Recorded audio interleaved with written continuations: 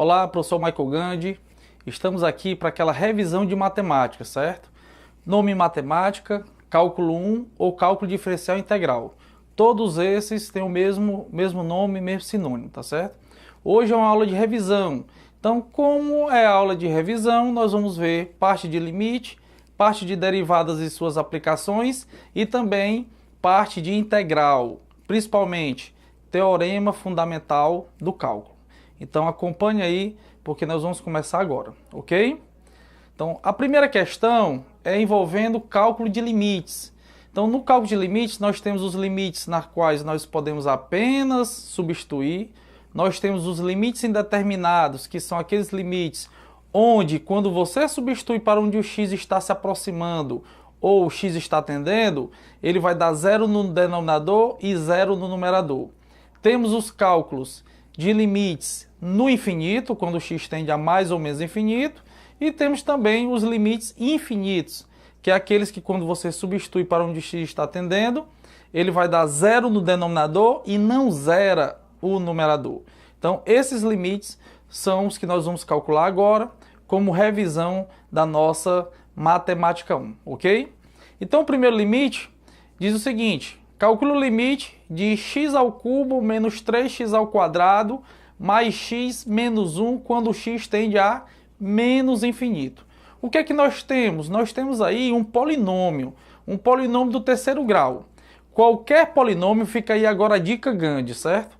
Qualquer polinômio, você não precisa calcular o limite. Quando ele tender a mais ou menos infinito, você não precisa calcular o limite para cada parcela. Você só precisa calcular o limite para aquele termo de maior expoente, que no caso é o x ao cubo, ok? Então, eu vou apenas calcular limite de x ao cubo quando o x tende a menos infinito, que o resultado é menos infinito. Professor, por que o resultado é menos infinito? Imagine aí, se no lugar do x você coloca um número negativo, ele está tendendo para menos infinito. Então, se você coloca um número negativo, elevado a um expoente ímpar, ele vai continuar negativo. Então, o menos infinito elevado a um expoente ímpar, ele vai continuar negativo, ok? Então, por isso que a resposta é menos infinito. Professor, mas se fosse x tendendo a mais infinito? E aí, imagine um número positivo elevado a expoente par ou expoente ímpar. Não ia mudar, ia continuar mais infinito. Então, fica aí a dica para vocês, tá bom? No item B, nós temos limite de 7x ao quadrado menos 20 quando o x tende a menos 2. Primeira pergunta que você deve se fazer ao olhar uma questão de limite quando o x está tendendo a um número é se tem fração ou se não tem fração. Se não tem fração, você vai substituir, ok? Porque normalmente quando você não tem fração, você tem um polinômio. E os polinômios, tanto o domínio quanto a imagem, são os reais. Não tem nenhuma restrição. Se você tivesse uma fração, você teria que verificar se ia causar um zero quando substituísse no denominador e também se ia resultar num zero no numerador. Nesse caso, nós temos aí um polinômio do segundo grau, né? Uma função do segundo grau. Então, nós vamos apenas, no lugar do x, substituir por menos 2. Então, vai ficar 7 vezes menos 2 ao quadrado menos 20. Primeiro, vamos resolver a potência e depois a multiplicação. Então, vai ficar 7 vezes 4, porque menos 2 ao quadrado dá 4. Resolve primeiro a multiplicação para depois subtrair. Então, 7 vezes 4, 28. Menos 20, o resultado é 8. Então, do item B, o limite de 7x ao quadrado menos 20, quando o x tende a menos 2, é igual a 8 positivo, ok? Então, segue aí as dicas, tá certo? Já vimos limite no infinito, já vimos um limite quando você apenas substitui, e agora vamos para o item C, que é um limite bem facinho. Limite de 3 quando o x tende a 10. Ora, 3 é uma constante, notem, não tem nenhuma variável multiplicando 3. Isso é o limite da constante. Fica a dica Gandhi, isso é um teorema. Limite da constante é a própria constante, então o resultado aqui é igual a 3. Professor, mas se esse x estivesse atendendo a 20, a 30, a 1 milhão, não tem problema. continuava sendo 3, porque o limite da constante é a própria constante. Vamos agora para o item D da nossa revisão. Limite de x ao cubo menos 3x ao quadrado dividido por x à quarta menos 3x menos 2, quando o x tende a menos infinito. Ó, presta atenção, agora eu vou dar uma dica especial para vocês, aquela dica grande especial para vocês. Quando agora eu tenho uma fração, onde eu tenho dois polinômios, um no numerador e outro no denominador, e o x está tendendo a mais ou menos infinito, você tem que fazer 3 observações. Primeira observação, se o expoente do maior termo do numerador é menor ou maior ou igual ao expoente do termo de maior grau do denominador. Professor, como assim? Ó, o que eu vou dizer para você aqui, você não encontra em nenhum livro de matemática, certo? Se o expoente, o maior expoente do numerador for menor que o maior expoente do denominador e o x estiver tendendo a mais ou menos infinito, o resultado desse limite é zero. Se eles forem iguais, o resultado é a divisão do coeficiente do termo de maior grau do numerador dividido pelo coeficiente do termo de maior grau do denominador. Professor, agora só restou quando eles forem da seguinte maneira: quando o expoente do numerador for maior do que o expoente do denominador. Aí, nesse caso, nós vamos fazer a divisão dos termos de maior grau e vamos verificar se vai dar mais infinito ou menos infinito. Nesse caso, o que é que nós temos? X à terceira é o expoente de maior grau do numerador e x à quarta é o expoente de maior grau do denominador. O expoente do numerador menor que o expoente do denominador. Então, esse limite vai para zero. Então, ó, fica o limite de x à terceira sobre x à quarta, quando x tende a mais ou menos infinito, isso vai para zero. Isso aí é uma dica grande de hoje, certo? Vamos agora para o item E. O item E, nós temos o limite de x ao quadrado menos 64 dividido por x menos 8, quando o x tende a 8. O que é que acontece? Se você substituir o denominador por 8, dá zero. Se você substituir o numerador por 8, também vai dar zero, porque 8 ao quadrado é 64. E 64 menos 64 é zero. Você tem zero no numerador e também tem zero no denominador. Então, o que é que nós devemos fazer, professor? O que é que eu faço agora? Não tem divisão por zero. Realmente não existe divisão por zero. Você vai ter que fazer o seguinte, você vai ter que fatorar um desses termos, ou os dois termos, ou apenas um. Para quê, professor? Que eu não estou entendendo.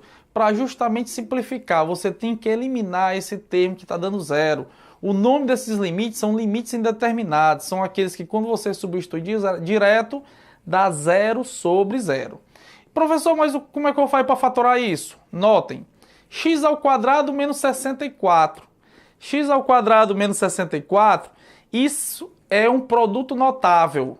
Notem, você tem dois termos, onde pelo menos um deles está ao quadrado e tem um sinal de menos. Isso é um indicativo muito grande. Ó, repetir novamente, dois termos, pelo menos um deles está ao quadrado, que no caso é o x ao quadrado, e tem um sinal de menos entre eles.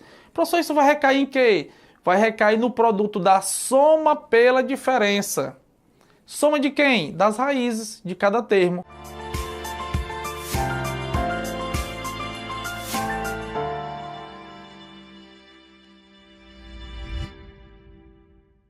Tá certo? Então a resolução vai ficar assim, ó. Limite quando x tende a 8 de x menos 8, que multiplica x mais 8, dividido por x menos 8. Ou o contrário. O que é que nós vamos fazer agora? Simplificar o x menos 8 e o x menos 8, que é justamente aquele termo que está zerando o nosso limite. Está dando zero em cima, zero embaixo. Nós vamos eliminar. E aí, eliminando, sobrou só o limite de x mais 8, quando x tende a 8, onde eu tenho um polinômio do primeiro grau, que é só substituir.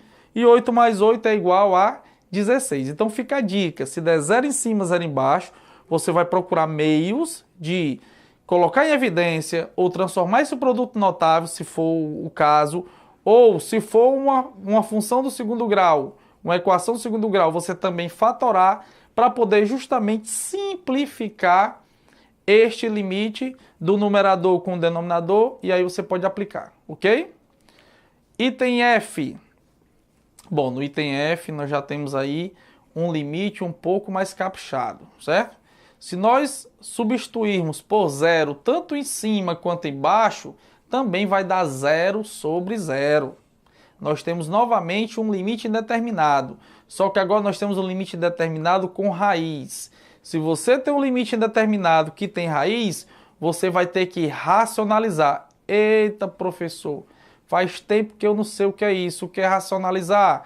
Racionalizar, se fosse só uma raizinha lá no denominador, bastava você multiplicar pela mesma raiz em cima e embaixo. Professor, não posso multiplicar só embaixo, não? Não, porque você não pode mudar o valor numérico dessa função ou dessa equação. Por isso que tem sempre ser a multiplicação em cima e embaixo. Mas no caso aqui eu não tenho apenas uma raiz, eu tenho duas. Eu tenho um limite de raiz de 1 mais 3x menos raiz de 1 menos 3x dividido por x quando x tende a zero. Professor, se tem duas, qual é a saída? A saída é o mesmo produto notável que eu falei no item anterior. Basta você multiplicar em cima e embaixo pelo conjugado desse número. Professor, como assim? Notem, temos raiz de 1 mais 3x menos raiz de 1 menos 3x. Qual seria o conjugado? Seriam os mesmos números, os mesmos termos, só que com o sinal do meio ao contrário. Se é menos, eu vou multiplicar por mais. Ó. Fica dessa maneira. Limite de raiz de 1 mais 3x menos raiz de 1 menos 3x, multiplicado em cima e embaixo, por raiz de 1 mais 3x mais raiz de 1 menos 3x. Professor, me explique só uma coisa. Por que você fez isso? Tava tão bonitinho, já estava feio. Ficou pior ainda. Pois é, mas agora vai melhorar. O que é que acontece quando você multiplica dois termos, um com sinal de mais e o outro de menos? Você recai naquele polinômio que eu acabei de falar, no produto da soma pela diferença. E sempre que você multiplica a soma pela diferença, dá o primeiro termo ao quadrado menos o segundo termo ao quadrado. Se eu pego raízes e elevo ao quadrado, o que é que eu faço? Eu elimino as raízes. Então, esse é o intuito. É eliminar essas raízes, fazer algumas simplificações para não tornar o limite igual a zero. Ok? Então, multiplicando vai ficar o seguinte, ó. O primeira raiz ao quadrado menos a segunda raiz ao quadrado. Esse é o produto notável, quando eu multiplico a soma pela diferença, ou a diferença pela soma. E embaixo vai ficar o x, também multiplicado por essa expressão, ok? Detalhe, o x multiplica toda a expressão, não só a primeira, ok? Bom, quando eu faço o quadrado de raiz de 1 mais 3x, vai dar 1 mais 3x. E quando eu faço a raiz de 1 menos 3x ao quadrado, vai dar 1 menos 3x. Mas como tem um menos na frente, então vai ficar menos 1 mais 3x. Ora, notem, eu consigo eliminar o 1 e o 1. Voltando aqui novamente, eu consigo eliminar 1 menos 1 dá 0. E eu consigo somar o 3x com 3x, que dá 6x. Que eu consigo eliminar com quem? Com o x que está embaixo, ok? Elimino o x que está embaixo porque o x não multiplica só o primeiro. Multiplica também o segundo, multiplica toda essa raiz, tá certo? Ok? E aí o que é que acontece agora? Eu já posso aplicar o limite, porque o que zerava as expressões foi embora. Então eu vou ficar com o limite de 6 dividido pela raiz de 1 mais 3x mais a raiz de 1 menos 3x, quando x tende a zero, que substituindo fica 6 dividido pela raiz de 1 mais a raiz de 1.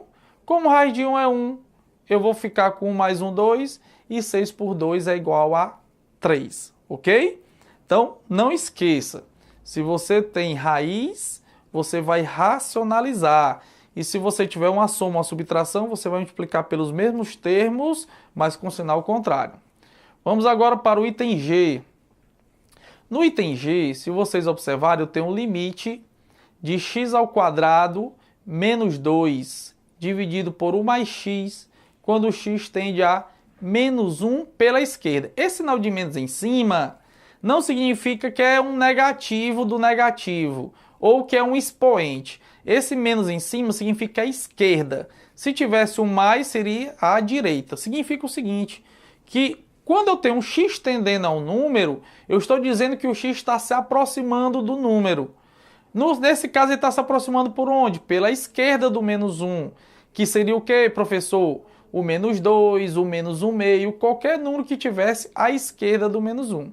Notem também que se você substituir o x por menos 1, vai zerar embaixo, mas não vai zerar em cima. O nome disso é limites infinitos. A resposta só tem duas, não tem mais do que duas não. Ou a resposta vai ser mais infinito, ou a resposta vai ser menos infinito. Professor, vai depender de quê? Vai depender do limite da função que está em cima e de um estudo de como está se aproximando na parte de baixo, que é o denominador. Então, a primeira parte, o que é que eu vou fazer?